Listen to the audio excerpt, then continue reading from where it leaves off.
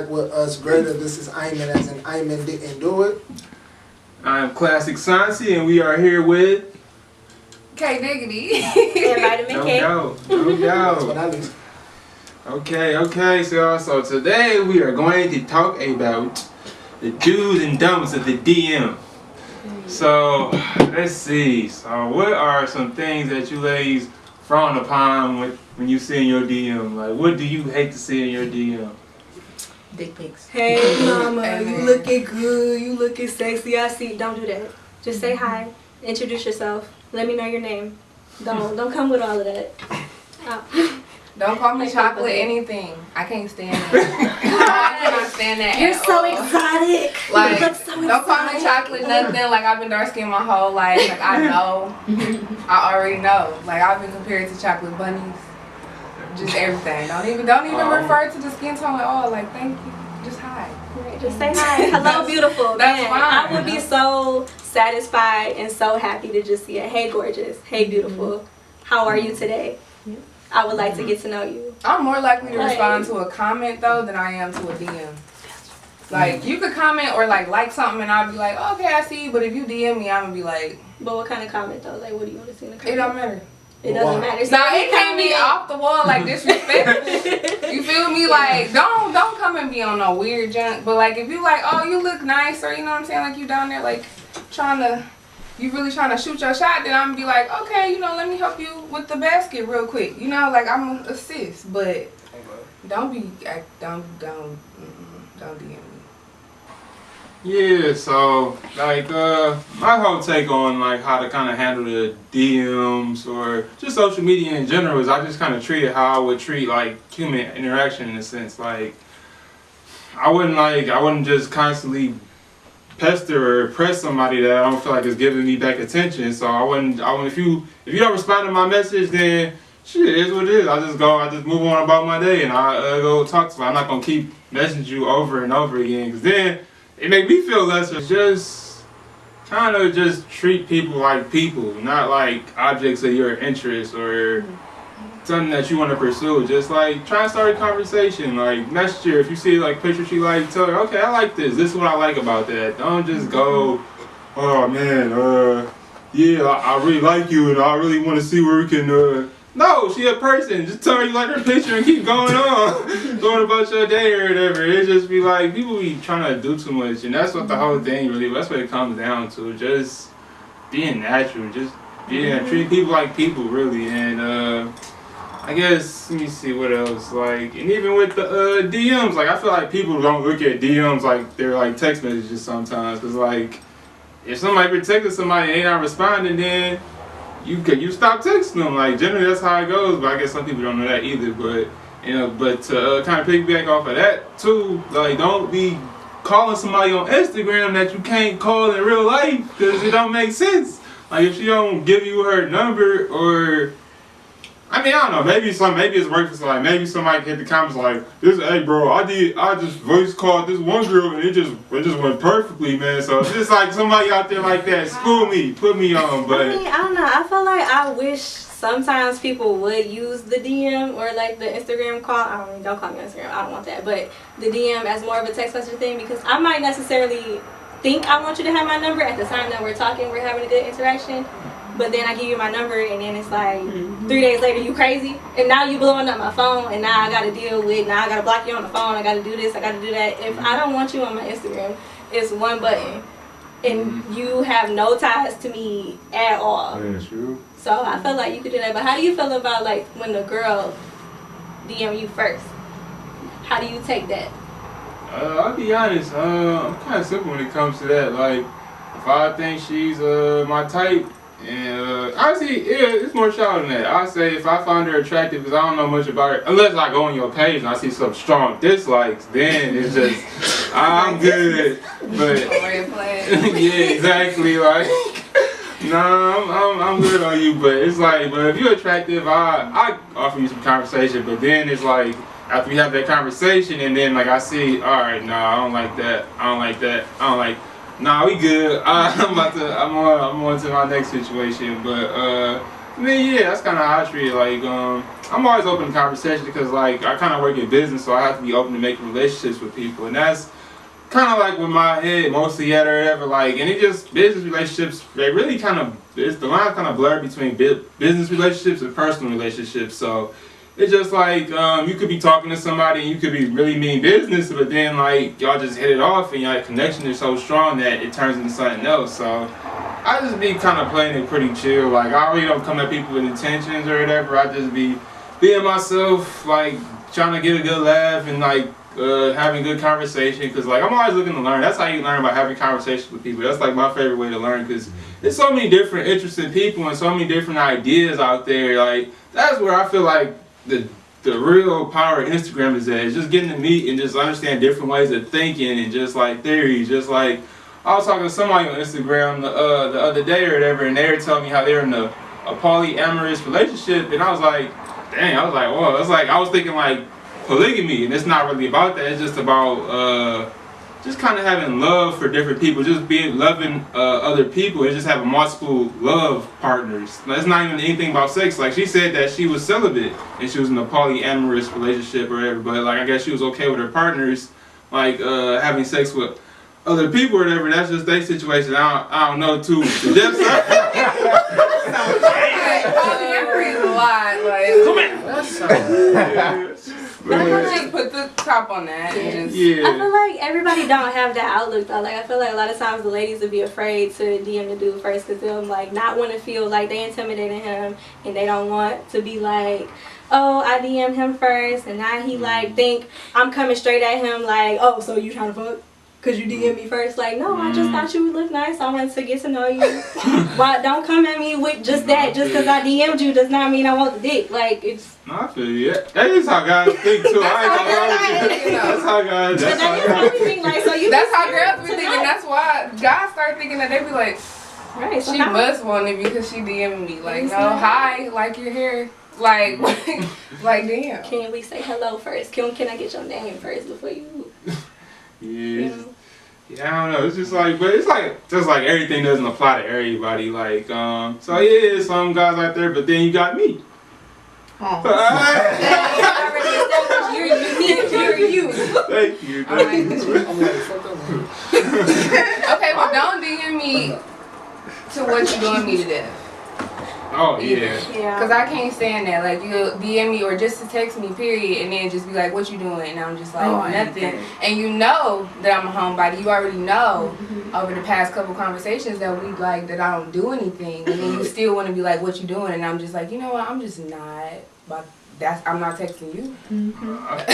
Like, cause you don't have nothing to talk about. No, I feel you, and that's real. But it's like 2020. Like, why y'all still texting? What you doing? Like, how many times the lady said, "I don't like the what you doing" text? Like, that's just obvious. It's obvious to me. Like, unless it's like a situation where it's just like, what you doing is a good thing to ask. There's certain times where it's like, what you doing is an appropriate question, but y'all can't just be coming out the blue. Well, I don't know what to text. What you get? Think, man. Come with something.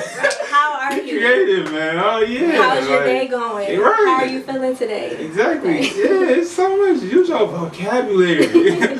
Man, but yeah, so we gonna go off into like another thing now. We gonna talk about desired attention versus being thirsty. So how do you know, or how do you feel like, what's the difference between the two? So when is somebody being thirsty to you, and when is somebody giving you desired attention? I feel like thirsty is the slang for desperation. Basically. Yeah. Like, if you're thirsty, you're desperate. You literally are every day, nobody's responding. Text, not responding to the text, call, not responding to the call, FaceTime, not responding to the FaceTime, go to the Snapchat, go to the Instagram. Like, don't. Next thing you know, you're looking through the telescope. Please don't look through the telescope. Oh my gosh. I was about to say, let you find out he looking through the telescope. Close the blinds. No, but I don't know. I feel like it's a way to show attention without being thirsty or desperate. Like, I can let you know that I want to see you today. Hey, you know, I'm free today. I want to see you. Man or female, if you do that without being thirsty. But if she didn't respond to your first 3 texts, she probably doesn't want to see you. Or maybe we busy, like, you know, you never know. Then people will text you or like DM you and expect you to just be on their time. Like, no, I'm kind of doing my own thing. Like, I am just as busy as you. You can't expect me to just be like, okay, well, they text me, let me go ahead and let me jump on that shit. Like, no. Like, you're not that privileged. We not there yet. That's good. No, that's the real. So what about you, Lyman? What do you think the difference is between the two? Between like being thirsty and just wanting attention, right? Well, once again, you're hitting nails on the head. It's like the real difference for me would be. No, it's like thirsty and desirable. No. Thirsty and desirable. Yeah. Not wanting attention. So. Well, it's like I guess I notice it most when I get busy. Like in the middle of a conversation, like sometimes I'm at work and I'm talking to people because I know I'm not gonna have time like once I clock out. So like I'll be in mid conversation, and however they react to like my absence is normally how I start judging them out. Like if they kind of like have like little jokes about like I didn't respond after maybe 2 hours, I'm like, what the fuck was you doing these 2 hours? Like this 9 to 5, like you're not at work, like you're not in class or like in class or some shit. Like what you got going on? I mean, I feel like a little joke is okay. It's a difference between a joke and then actually not joking, just like you on their head about it, but you Why did you like take me back into today? past, You know? Yeah. Like I can tell the difference between like somebody playing or not, but it's like if you just really getting persistent about it, or it's like if I said my fault like 1,000 times, like after twice, like take the fucking hint. Like, I feel it. like I'm at work right now, bro. But overall, yeah, like it's kind of like between like what you can tolerate and what you can't. I feel that. Yeah, honest. Like I feel like it's a real big gray scale when it comes to that. Yeah, I can see that. Cause I'm kind of like the same way. Cause like honestly, I really do be busy. Like I know what I hate so much. I hate when people say you're not that busy. Motherfucker, yes I am. You do not know what I'm doing. I'm like, man, exactly. Like it's days where I just be like, man, I just want to go to sleep right now. I ain't slept in so long, and it's just like they just don't. They just say, oh, you're not responding to me. It's like my life is bigger than responding to your text message. And sometimes I will admit, like I admit when I feel like I'm in the wrong. Like I'm like, all right, I should have responded to you back here and there, but usually it's not the case. I'm tied up into something, and if I usually send you like a text or something, but I can't just shut down. I can't just have a whole conversation because it takes a minute for me to text. I won't lie. I'm kind of a slow texter. Like I'll be like, all right, dang, these buttons kind of yeah. But no, it's just like just being understanding. I feel like when it comes to being thirsty, it's just like not being understanding of this person has a whole life outside of you. Or also just giving too much attention. Like sometimes you do need to just back off and give people their space, because sometimes they just want to be by themselves. We're people. We go through our own emotions and we just need time to process. Like, okay, check up on me. It's okay to like text me like good morning or like you have a little conversation here and there, but I don't have to text you the whole day. Like it's like I can come back, I can text you start in the morning and follow up with you at night or something like that. It's just like just be reasonable. Like it goes back to just thinking like people are just people at the end of the day. So yeah, that's my take on that. Yeah, so I feel like at the end of the day, like what we're all saying is just don't do too much. That's the biggest don't do too much. Go with the flow, like just chill. Yeah. So for the busy people though, so like how do you feel about when you tell somebody you're busy one time, you might tell somebody you're busy a second time, and then they just don't ask you to do anything else after that? Considering that it's somebody that you do want to talk to, or you know y'all have, all the time. You'll like, just not respond to them ever again. Just be like, okay, he was busy. I'm not gonna talk to you ever again. It's like this. So if I invite somebody out, for example, that's normally where it comes to. If I didn't ask you like maybe twice, after this point, it's like, look, I'm on to the next one. Like, don't be surprised if like I get quiet on you for real. I'll still like no beef or nothing, but it's like I'm not gonna waste my time on nobody. Like, Cause it's cool. It's like, okay, you're just not available right now, so why would I wait for you? so to kind of like wrap it up, when it comes to being busy, it's like I want my space to be respected, and like if that can be respected now, then I can see that being respected like later on if the best case happens. So that's kind of one thing I used to judge everybody. In terms of what we mentioned with like the DMs earlier, I don't keep up with all the internet shit. It's like I'm gonna come to your door about it. I am gonna be face to face with everything I do. I don't rely on DMs. I don't rely on text or nothing like that. If it's not gonna work in person, it's not gonna work over text. All right, y'all. Welcome back to Growing Up Detroit. I'm joking. Welcome back to Us Greater, y'all. And we've had a lovely cast here. We about to close it out with one important topic. How do you pick a career? Shoot, you want to start off, Iron? Well, shoot. When it comes to picking a career, we're gonna bounce that off to Lil. How do you pick a career? I'm gonna tell you guys exactly how to pick a career. That thing that you loved in high school, that thing that you loved before high school, go ahead and see how you can get paid for that. I love art my whole life, and I used to think artists and cartoons wasn't important, and I grew up to see that they need people for that, whether it be advertisement or just getting a message across. But go ahead and see what you love to do, see how you can get paid for it. I'm not gonna tell you to Google what can make you the most money in the world, because if that's not what you want to do, you wasting your time in life. And I only work half of the year, and I didn't learn to enjoy how I make my money, you know? So sometimes it comes with learning how to be responsible and having to do something to have certain leisures in life, because you only live one. So with that being the case, go ahead and do what you like. That's how you find a career. I feel like the question in itself is kind of like, huh? You know, just a, you know, what type of question? Because my whole put is like, you can literally type that into Google and all it's gonna pop up is a bunch of like quizzes, and then it's like, now they're about to give you this bullshit ass answer, and now you think you about to really pursue that, or you think that's really a fit for you? Like, no. Damn well you ain't trying to do Exactly. So it's like this. You know yourself. Even if you don't know yourself, you know who you are. You know what you like or whatever. And if you are trying to find your purpose or whatever, my thing is, the way you choose your career is do what you're scared of. Like, do what you're scared of doing. Like, if you're afraid of doing that, that's what you need to do right there. Because it's like, that's what life is all about. Like, doing what you just, like, you wouldn't. Like, step out of your comfort zone, thinking outside that box. And really, like, it's a career. Make money doing that shit. You get what I'm saying? Like, I'm afraid of selling drugs, you sure? I mean, I'm saying, like, career. That's not your career, though. Your career is, like, you get what I'm saying? Like, in our reality, I mean, unless you really top dog ass drug dealing, and then it's like, okay, mafia type shit. But it's like, you know, that's what I'm saying. Like, do what you, I mean, and then a lot of drug dealers not scared of that shit.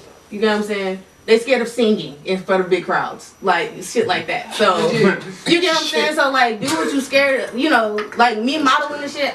I ain't never thought I was photogenic. I've never thought about being in front of a crowd. I've never thought about doing shit like this. You know what I'm saying? Like, I never, in the past, like, 6 years ago, I never seen myself doing stuff like this. But doing this is like, I realized I love people. I realized, like, I was scared to talk to people. I was scared to be in front of the camera. And I didn't have, like, a lot of confidence. And now I'm just like, bitch, I talk too much. Like, I have too much confidence. I'm very opinionated. And then I'm just loving doing this. You get what I'm saying? So, that's my input on that. Yeah, I think it's good to step outside of your box and try something that you don't think you would be good at doing. But I also say go for what you love. Like, when you have a job that's what you love doing, most people work for themselves. Like, that's one thing I say I do. I want to work until I'm able to be my own boss. So I like I've always liked modeling and taking pictures and wanting to be in front of big crowds. Like, that's something I want to do, and I would enjoy my job being that. Yeah, I like what y'all are saying. It really makes sense. Like, I like especially like the do part, because that's what it comes down to. Sometimes you really just don't know. There's so much out here. You just gotta go out there and just do things, try new things, see. Oh, okay, this is cool. I never thought I would be good at this, but you know, I gave it a shot, and I might want to try it some more. And then you find out you got a natural talent for things sometimes. So it's like important just to go out there and sometimes not just not overthink it. But for me personally, I kind of took kind of a different route to kind of picking almost like a sub career within the career. Because I knew like I wanted to do fashion. I knew I wanted to have a clothing brand. I knew I wanted to do music, and I kind of thought about like starting out. That a lot of people say that I don't know, you're young. It's like, it's hard to like kind of like really make your money up front or whatever. And it's like me personally, I wanted a little bit of a net. Like I wanted some security. So I kind of thought, I figured when I went to school, I knew I was going to go to college. I knew that's what I wanted to do. And cause it's like, it's connections there. And it's just like, it just gave me something to do. Cause like, honestly, if I didn't go to college first, I didn't know what I was going to do or where I would end up. So it's just like, it just gave me something to kind of starting point. So I looked at it like I want to go into business, and I was like, what can I go into business specifically that would kind of guarantee me a career out of college, but also put me on the path to like being an entrepreneur. So that's how I came up with like supply chain management, because a lot of the courses I took a lot of business related courses, and on top of that, I'll tell you, it gave me a specialty. It allowed me to specialize in the field that allowed me to come out with a job that would be able to finance my dreams. And so a degree, I guess, it's kind of working or whatever, because I got the resources I kind of need. It's just like, but it's still difficult. Like, it's still difficult because it's still stuff like I'm figuring out. It's like it's a whole different world. It's a whole lot of unanswered questions. It's just you just kind of figure out a plan that kind of works for you. And that's kind of how I pick my career. My careers, it's just like I pick things that make sense to me and like allow me to do the things I love. Because I can do the things I love, I kind of don't like my job. It's alright, it has its ups and downs. But I kind of I'm just know I'm on like my path or whatever, and I'm like, I get to do stuff like this that I really enjoy. So I get to meet all kinds of awesome, amazing people. It's great. And it's just great. It's just great to be able to do this. So if I gotta go to that 9 to 5 here and there, that's what I gotta do. So go ahead, sorry. I needed that because I hate my 9 to 5. Yeah. Man. Well, I feel like finding your career would be like kind of finding your purpose. Back to what bro was saying about figure out how you could generate some type of revenue and income from like your passion and your purpose, because it's like what you love to do. And you know, like she said, step outside your comfort zone. You know, I went to Detroit School of Arts. It's an art school. I was in radio television. That's how I came, and I was in a music tech program. That's how I came up with the idea. Maybe I should start a podcast. And shit, that's what I'm on now. Shit, maybe I should do music and take it serious. If you're gonna do it, then do it. You know, you know what I'm saying? Get 200%. You know? But that's my take on it. So we said a lot about do. Sometimes when you do, you fail, and I think that a lot of times your failures and hating stuff, hating your job, not passing, not doing this is really what's going to push you towards what you want to do, because you learning what you don't like, and it's only going to keep you going towards what you do like. So I think that's how I picked my career, because I tried phlebotomy, I tried medical, I tried this, I'm like, I don't like this, I don't like this, I don't like that, and then I finally found something that I love. So. You want me to talk? I just decided that this is what I want to do. I just decided that I wanted to work on my music and that I wanted to work in a more intimate field. Being an esthetician, that's what made me happy. I had to decide that customer service wasn't for me because I wanted to fight everybody. But doing facials and waxing people and stuff, that made me check myself, and finding something that made me feel more zen or made me feel more like calm and at ease, that was what made me be like, all right, like my music, that makes me calm, but like all that other stuff, I can't do stuff that makes me like uncomfortable. Like that's the only thing that I was able to find that was just like, okay, this is me, because I'm to myself. Like failures don't really motivate me, stuff like that. Like it's really just how does it make me feel, like in real life. So I think, yeah. Yeah, one thing I did want to say too is no support or little support is all the support you need. Like that's big motivation for me and my career.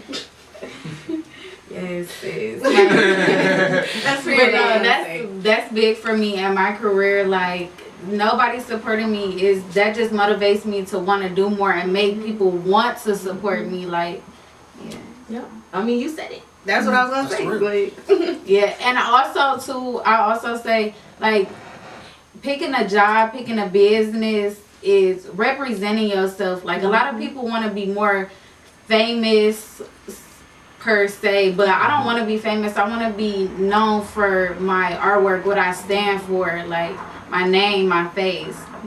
You want to be successful. Alright, so normally it get really itchy when I talk about like what I want to do for my career, right? Because it took so long for me to really figure it out. And quite frankly, sometimes I'm still in the fog. But it was one thing that I remember I learned back in 2017. It's like, I noticed I was choosing all these different careers because I kind of wanted to stand out in terms of finances or in terms of prestige. But it's like, if you keep on trying to be different, you end up being the same because everybody and their mama want to be different.